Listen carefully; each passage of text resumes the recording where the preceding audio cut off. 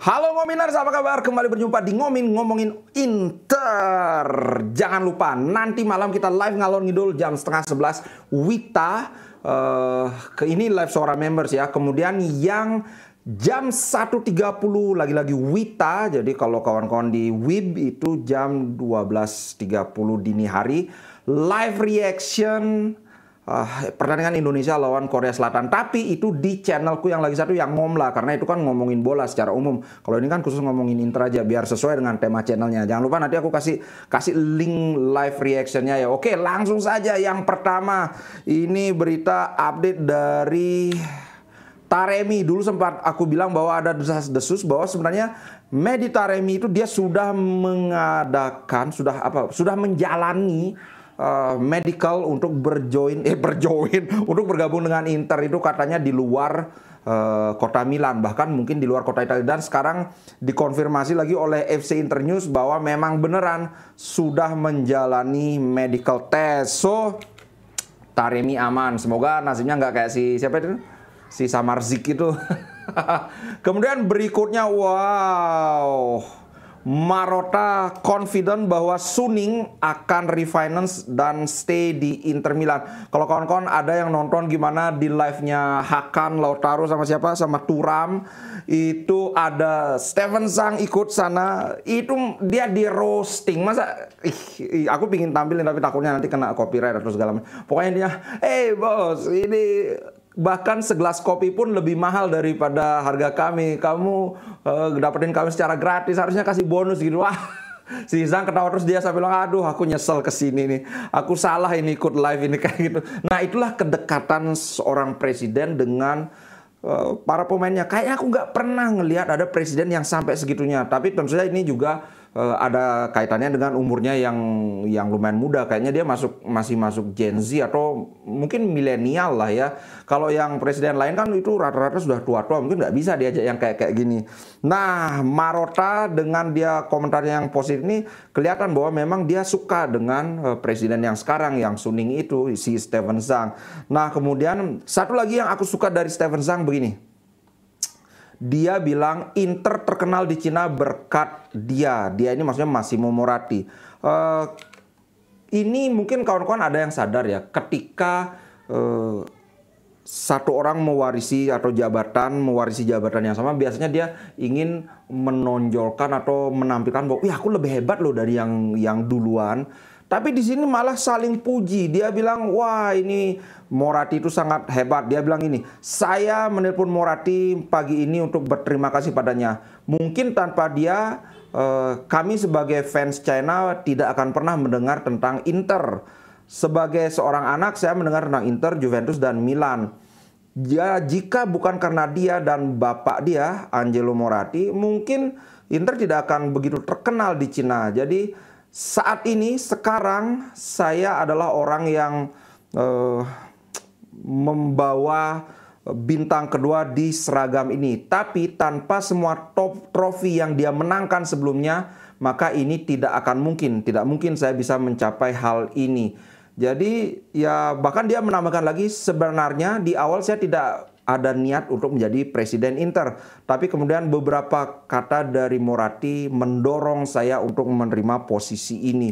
Wih, jadi inilah yang aku bilang asik gitu loh, saling memuji. Wah, dia bagus. Ini menurutku ini adalah sebuah relasi yang sangat sehat. Alright. Kemudian berikutnya dari Antonio Paganin, ini mantan defender Inter Milan. Dia bilang, soul dari Inter ini adalah siapa? Nah, ini memang Barella, tapi yang disebut bukan dia aja. Langsung aja kita lihat siapa. Ini bagus ininya wawancaranya. Akhirnya ada di sini. Ini maksudnya tentang bintang kedua Inter.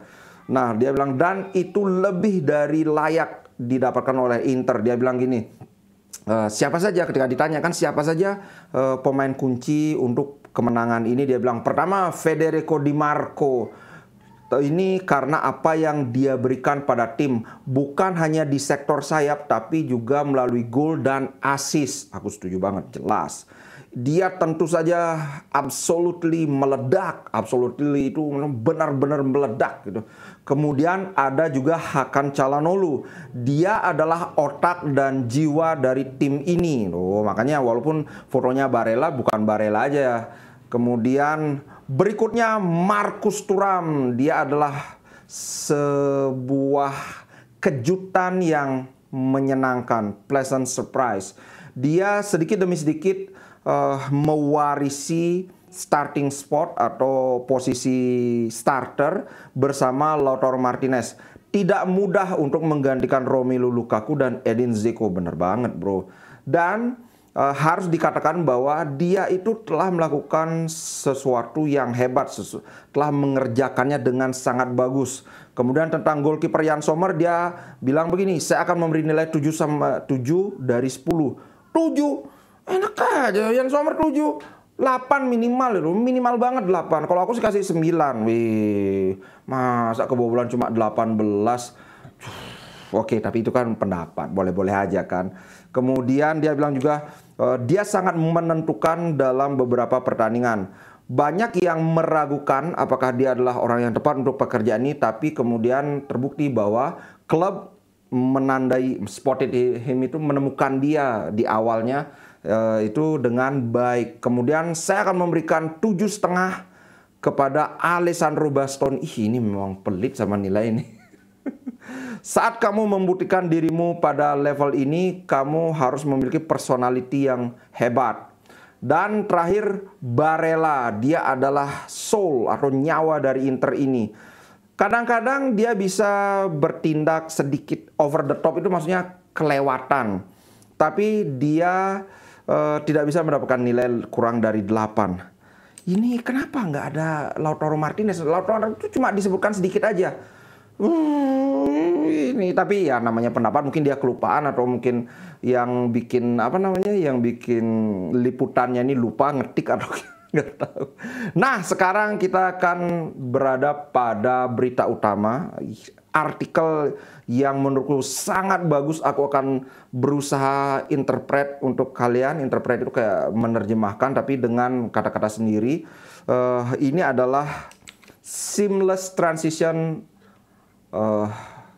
dari Benjamin Pavard ke Inter Milan. Transisi seamless itu maksudnya mulus, tidak ada gitu, tapi mulus gitu. Langsung saja. Bundesliga, gelar juara Bundesliga, DFB Pokal, Liga Champion, sebut saja Benjamin Pavard telah memenangkan segalanya yang bisa Anda minta saat dia masih di Bayern Munchen. Dan dia melakukannya dengan style. Tidak pernah tampil kurang dari 36 penampilan dalam satu musim. Sementara itu sambil juga dia menjadi bagian reguler dari skuad Prancis di bawah asuhan Didier Deschamps. Nah, dengan Inter Milan telah dinobatkan sebagai juara Serie A, walaupun masih tersisa 5 pertandingan. Wah, ini sorry ini iklan untuk betting, aku lewati aja, skip. Namun, walaupun segala kesuksesan individual dan secara tim, Pavard tidak happy, tidak benar-benar happy dengan apa yang dia lakukan di lapangan pada saat dia berada di Bavaria. Alasannya, dia selalu merasa bahwa dia bermain di posisi yang salah. Wow, ini soal fullback dan center back itu. Pemain internasional Prancis ini adalah seorang back kanan yang hebat untuk raksasa Jerman. Dia dapat diperdebatkan, tapi dia adalah salah satu yang terbaik di dunia, maksudnya di posisi itu, back kanan itu. Tapi adalah menjadi center back di mana Pavard merasa itu benar-benar posisi dia gitu. Jadi mantan pemain Stuttgart ini memutuskan untuk membiarkan kontraknya habis ketika di 2023 sambil mencari tim yang mau memainkan dia di posisi center back itu.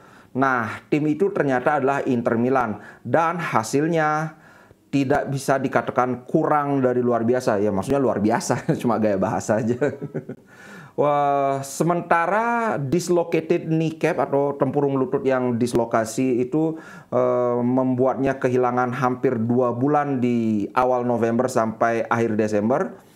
Pavard melupakan bagian yang sangat integral di pertahanan Inter yang terdiri dari 3 center back saat dia sehat, dan dia sudah menasbihkan dirinya sebagai starter yang starter tetap untuk selama berbulan-bulan. Sebagai defender serba bisa yang kuat di udara dan kuat di darat, dia juga adalah seorang pengumpan yang elit yang bisa melakukannya dari posisi belakang. Dan juga dia telah memiliki bertahun-tahun pengalaman berduel langsung dengan melawan beberapa pemain terbaik dunia termasuk Mbappe dan Neymar. Kemudian bagian berikutnya, bagaimana Benjamin Pavard menjadi pilar Inter Milan. Pavard adalah seorang pemain bertahan yang memiliki sedikit sekali kelemahan yang jelas. Terus terang aku nggak tahu apa kelemahan Pavard. Mungkin dribblenya ya nggak sehebat siapa ya? Siapa center back yang dribblenya lebih bagus dari Pavard? Aku juga nggak tahu. Yang membuatnya menjadi staple itu kayak staple food, makanan utama. Jadi pemain utama bagi klub dan negara selama lebih dari 5 tahun, setengah dekade kan. Di Milan, tim ini atau Inter Milan sangat mengesankan bersama Pavard. Bahkan jika dia tidak membukukan statistik yang monster itu maksudnya yang sangat wow banget gitu. Ini gaya bahasa lagi. Sejak join di Inter, mereka hanya kalah dalam 2 pertandingan saat dia bermain. Itu termasuk di Liga cuma sekali ya, saat lawan Sassuolo itu aja kan. Nah, semua ini juga menunjukkan bahwa pemenang Piala Dunia 2018 ini telah membuktikan dirinya adalah aset besar di Italia yang sangat cocok dengan cara bermain Inter. Ini kok fit Milan's playstyle lah. To a T itu maksudnya benar-benar cocok sampai plek gitu banget gitu loh. Bukan sekedar oh bisa, enggak, tapi benar-benar pas banget gitu. Jadi fit to a T itu namanya, to a T ini. TEE bukan T teh ya. Nah, bagian terbaiknya adalah dia sangat menikmati ketika melakukannya. Nah, dan ini tentu saja hal yang sangat bagus, mengingat dia pernah berbicara secara terbuka bahwa dia mengalami depresi saat COVID lockdown di 2020. Ini komentar dia. Saya bermain di sistem 3 back di Inter dan memiliki kesempatan untuk bermain sebagai pemain bertahan sentral. Nah, saya mengambil semuanya yang bisa diambil. Ini mengambil semuanya itu maksudnya melakukan yang terbaik yang bisa dilakukan gitu. Sehingga saya sangat bahagia. Saya menemukan negara yang luar biasa di mana fansnya juga sangat luar biasa. Passion dari fans di Italia itu sangat-sangat hebat, sangat incredible. Jadi sangat wonderful, sangat indah bagi saya untuk bermain di Italia.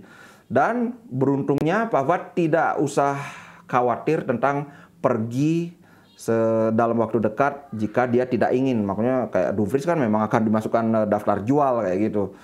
Jadi bagian dari Team of the Season Bundesliga 2019-2020 ini dikontrak dengan deal yang mencapai 30 juta selama 5 tahun. Jadi ya setahunnya 6 juta. Yang bisa mencapai 32 juta dengan berbagai bonus.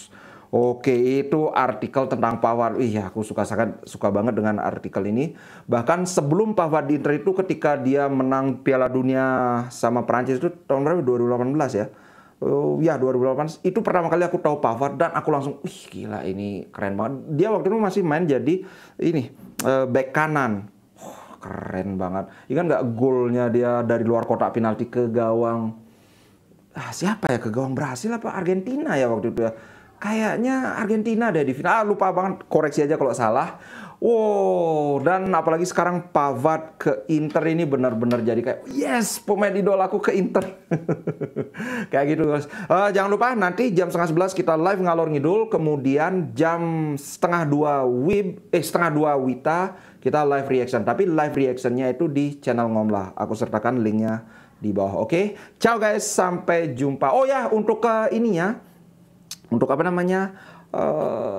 Apa ya yang waktu ini aku adakan itu apa? Oh, giveaway-nya besok aku urus semuanya biar sekalian. Itu ada 8 giveaway biar sekalian aku langsung urus kirim kemana. Tolong buat kawan-kawan yang menang giveaway jangan sampai kurang data-datanya. Ada yang lewat WhatsApp, ada yang lewat Instagram. Satu alamat lengkap dari provinsi sampai kelurahan, dan jangan lupa juga kode pos, dan jangan lupa juga nomor telepon. Nah, karena nanti pas yang dikirim itu kan dihubungi nanti. Itu nomor telepon, kemudian ukuran tentu saja kalau itu berupa baju. Nah, setelah itu apa lagi ya? Kayaknya itu aja. Oke, itu dulu untuk konten kali ini. Sampai jumpa di konten berikutnya. Ciao.